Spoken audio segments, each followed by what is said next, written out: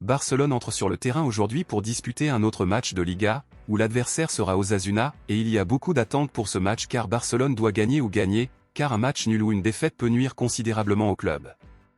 Barcelone est actuellement leader de la Liga, cependant, le club catalan n'a que 1 point de plus que l'Atlético de Madrid, deuxième, et 3 points de plus que le Real Madrid, troisième. Alors si l'équipe blaugrana veut rester en tête du championnat sans aucun souci, il faut que le club gagne.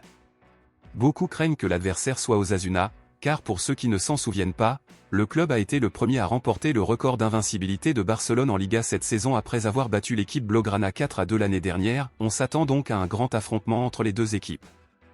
Eh bien, à ce moment-là, nous sommes venus vous annoncer une mauvaise nouvelle concernant l'un de nos principaux joueurs pour ce match, et cette nouvelle en inquiète beaucoup, et voici notre attaquant et capitaine Rafinha. Il s'avère qu'hier, lors du dernier entraînement de Barcelone avant le choc contre Osasuna, l'équipe de départ constituée par Hansi Flick comprenait les absences de Ronald Araujo et Rafinha. Quant à Ronald Araujo, le joueur n'a pas été un titulaire absolu, donc son absence ne suscite pas beaucoup d'inquiétude. Quant à Rafinha, le joueur est un titulaire absolu dans l'équipe première de Barcelone, son absence suscite donc de grandes inquiétudes.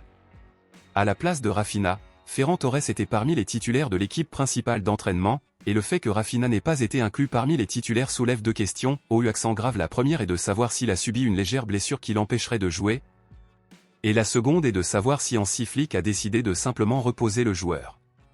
Rafinha a été extrêmement utile dans le schéma tactique de Barcelone, étant actuellement sans aucun doute l'un des principaux acteurs de l'équipe. Son éventuelle absence suscite donc de grandes inquiétudes, surtout maintenant que Barcelone se bat pour prendre la tête du championnat. Pour beaucoup, Rafinha est actuellement le joueur principal et le plus important de Barcelone, donc à son avis honnête, sur une échelle de 0 à 10, quelle importance considérez-vous Rafinha pour Barcelone actuellement? Le considérez-vous comme le joueur principal de l'équipe? Dites-le moi ici et je lirai votre commentaire, je vous verrai dans la prochaine vidéo.